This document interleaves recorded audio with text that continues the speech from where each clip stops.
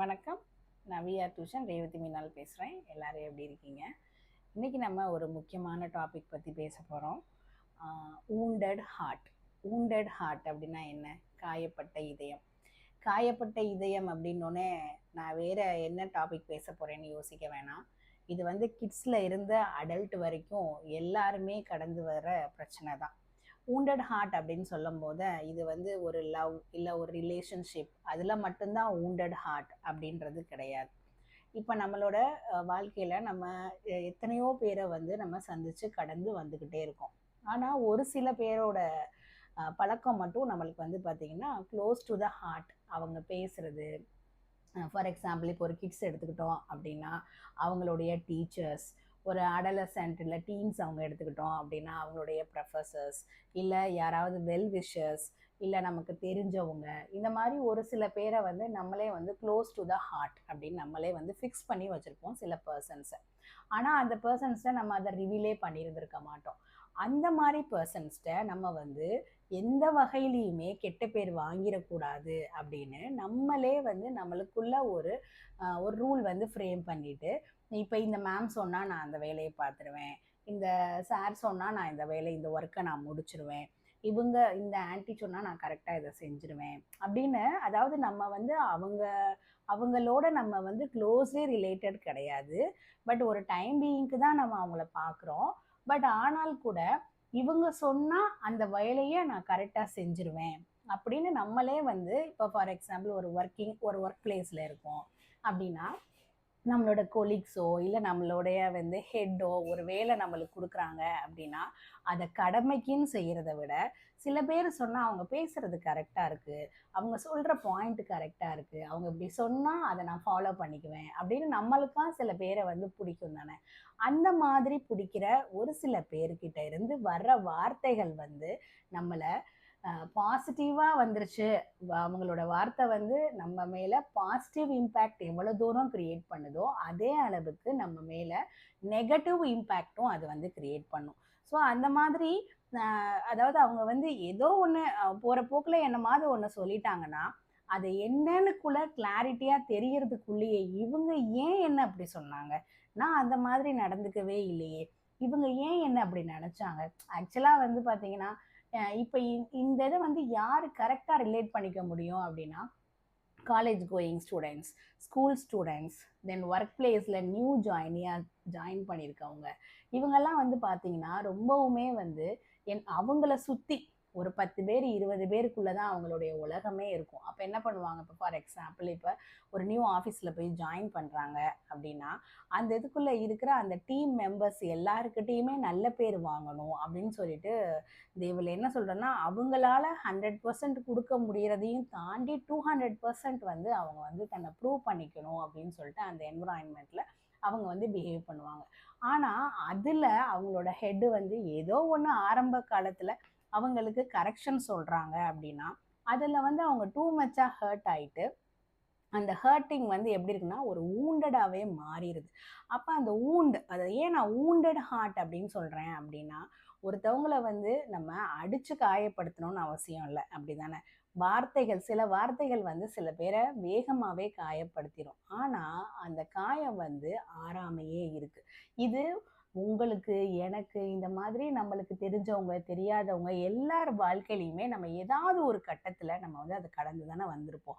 இப்போ for example இப்போ என் வயசுக்கே நான் எடுக்கிறேன் அப்படின்னா என்னோடய ஸ்கூல் டீச்சர் என்ன சொன்னாங்க, இல்லை என்னோடய சார் என்ன சொன்னாங்க, இல்லை என்னோடய காலேஜில் நான் படிக்கும் போது என்ன, எல்லாமே day by day inch by inch நமக்கு ஞாபகம் இருக்கான்னு கேட்டால் இருக்காது. ஆனால் அவங்க நம்மளை ஏதாவது ஒரு வகையில் உன்னை நான் வந்து நீ ஃபஸ்ட்டு மார்க் வாங்குவேன்னு நான் நினச்சேன், ஆனால் நான் எக்ஸ்பெக்ட் பண்ண அளவுக்கு நீ ரிசல்ட் கொடுக்கல, இல்லை நீ வந்து பிளேஸ் ஆயிடுவேன்னு நான் நினச்சேன், நீ இந்த கம்பெனியில் பிளேஸ் ஆயிடுவேன்னு நினச்சேன், ஆனால் நீ வந்து அது ஆகலை, நீ என்னோடய எக்ஸ்பெக்டேஷன் லெவல் அளவுக்கு இல்லை அப்படின்னு யாராவது 1-2 பேர் சொல்லியிருந்தாங்க அப்படின்னா இப்போ நம்மளோட லைஃப்பில் எவ்வளோ சக்ஸஸ்ஃபுல்லாக இருந்தால் கூட அந்த வார்த்தைகள் எல்லாமே நம்மளுக்குள்ளே இன்னமுமே ரிஃப்ளெக்ட் ஆகிட்டே இருக்குது தானே. இதை சில பேர் வந்து ரொம்ப ஸ்போர்ட்டிவாக எடுத்துகிட்டு போயிடுவாங்க. ஆமாம் அவங்க சொன்னாங்க, ஆனால் நான் வந்து அதை ப்ரூவ் பண்ணி காமிச்சிட்டேன் அப்படின்னு சேலஞ்சிங்காக. நான் இப்போ சில பேர்லாம் வந்து சரியாக படிச்சிருக்க மாட்டாங்க. அப்போ என்ன பண்ணுவாங்கன்னா சில டீச்சர்ஸ் வந்து அவங்கள சேலஞ்ச் பண்ணுவாங்க. உன்னால இதை பண்ண முடியாது அப்படின்னு ஒன்று சொல்லும் போது மோஸ்ட் ஆஃப் த சில்ட்ரன் என்ன பண்ணிடுறாங்கன்னா, இப்போ உள்ள ஜென்ரேஷனில் உள்ள சில்ட்ரன் என்ன பண்ணிடுறாங்க அப்படின்னா, ஓ அவங்களே ஒரு செல்ஃப் டவுட் கிரியேட் பண்ணிட்டு அப்போ என்னால் பண்ண முடியாதோ அப்படின்னு நினச்சிடுறாங்க. ஆனால் இதே இது ஒரு 10 இயர்ஸ் 15 இயர்ஸ்க்கு முன்னாடி உள்ள ஏதாவது ஒரு குழந்தைய பார்த்து நம்ம அப்படி சொல்லியிருந்தோம் அப்படின்னா, நீங்கள் என்ன சொல்கிறது எனக்கு வராதுன்னு, நான் எப்படி அதை ப்ரூவ் பண்ணி காமிக்கிறேன்னு பாருங்க அப்படின்னு இதை வந்து ஒரு வெறியோடு அதை ப்ரூவ் பண்ணி காமிப்பாங்க. எனக்கா அந்த இது வராதுன்னு சொல்கிறீங்க, நான் அதில் எப்படி ஜெயிச்சு காமிக்கிறேன்னு பாருங்கன்னு. அப்போ நம்ம இப்போ உள்ள ஜென்ரேஷனில் உள்ள பசங்க கிட்ட நீங்கள் என்ன பண்ணணும் அப்படின்னா, நீங்கள் வந்து பேரண்ட்ஸாக யூ ட்ரை டு என்ன சொல்கிறேன்னா, அவங்க ஊண்டை வந்து நீங்கள் இவங்க இப்படி சொல்லிட்டாங்களா, நீ கஷ்டப்படாத, நீ வந்து இதையே யோசிச்சுக்கிட்டே இருக்காத அப்படின்னு நீங்கள் அவங்கக்கிட்ட சொல்லுங்கள். ஆனால் என்னை பொறுத்த வரைக்கும் இப்படி யாராவது வந்து நம்மக்கிட்ட நம்ம பேரண்ட்டோ நம்ம வெல்விஷரோ இல்லை ஏதோ ஒரு கட்டத்தில் யாரோ நம்மளை காயப்படுத்துகிற மாதிரி சில வார்த்தைகள் சொல்லிட்டாங்க அப்படின்னா, நீங்கள் அந்த அந்த வார்த்தைக்கு சேலஞ்சிங்காக நீங்கள் வந்து உடனே திருப்பி வந்து அவங்கள எதிர்த்து பேசியோ சண்டை போட்டோ அழுதோ நீங்கள் அந்த ரியாக்ஷன் பண்ணணும்னு அவசியமே இல்லை. நீங்கள் அதை ப்ரூவ் பண்ணி காமிச்சிட்டு தென் என்ன பண்ணணும் அப்படின்னா, அந்த மாதிரி பர்சன்ஸை உங்கள் வாழ்க்கையில இருந்து நீங்கள் இக்னோர் பண்ணிடணும்.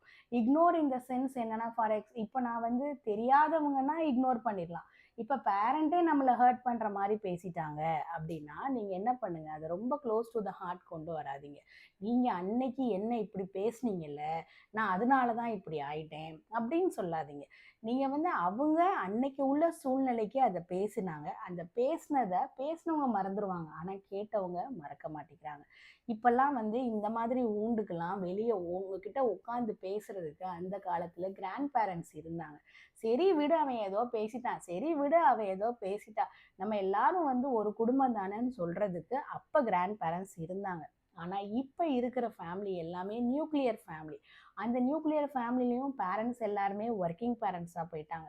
அப்போது நம்ம தான் என்ன பண்ணணும், நம்மளே தன்னைத்தானே என்ன பண்ணிக்கணும், அந்த ஊண்டை வந்து நம்ம தான் சரி பண்ணிக்கணும். யாரோ ஒருத்தவங்க வந்து அதை சரி பண்ணுவாங்க அப்படின்னு சொல்லிட்டு யாருக்கிட்டையுமே உங்கள் ஊண்டுக்கான மருந்தை வெளியே தேடாதீங்க. இப்போ நான் சொன்னது வந்து நிறைய பேருக்கு நிறைய விதமாக இது வந்து ரிலேஷன்ஷிப்பில் இல்லை இது வந்து படிப்பில் இல்லை நீங்கள் ஒர்க் பிளேஸில் இல்லை சொசைட்டியில் இல்லை நெய்பர்ஸ் கூட இப்படி இவங்க என்னை இப்படி சொல்லிட்டாங்க அவங்க என்னை அப்படி சொல்லிட்டாங்க அப்படின்னு சொல்லிட்டு நீங்கள் அதை யோசிச்சுக்கிட்டே இருக்க உங்களுக்கு தான் அதிகப்படியாக ஸ்ட்ரெஸ் ஆகுமே தவிர பேசினவங்க அதை மறந்துடுவாங்க. ஸோ அதனால என்னோட இது வந்து ஏன்னா இதை நான் கண்டிப்பாக இந்த வீடியோவில் நான் அட்ரஸ் பண்ணணும்னு சொல்லி தான் இதை நான் வந்து பேசவே வந்திருக்கேன். இதனால நம்ம வந்து எப்பயுமே நம்மளோட ஊண்டை வந்து வெளியில் மெடிசன் தேடாமல் நமக்கு நம்ம தான் மருந்து. ஸோ நம்ம என்ன பண்ணி எல்லாரோடையும் பேசலாம். அவங்க நம்மளுக்கு வந்து க்ளோஸ் டு த ஹார்ட் இருந்தால் கூட பட் நீங்கள் வந்து ஃபீல் பண்ணுறீங்க, இல்லை நான் அவங்க மேலே வச்சுருக்க மரியாதை அளவுக்கு அவங்க எனக்கு மரியாதை கொடுக்கல, இல்லை அவங்களுடைய வேர்டிங்ஸ் என்னை ஹர்ட் பண்ணுது அப்படின்னா ஜஸ்ட்டு மூவ் ஆன் பண்ணிடுங்க. திருப்பி அங்கேயே இருக்காதீங்க. இருந்தீங்க அப்படின்னா நம்மளோட ஃப்யூச்சர் தான் வந்து பாதிக்கப்படும்.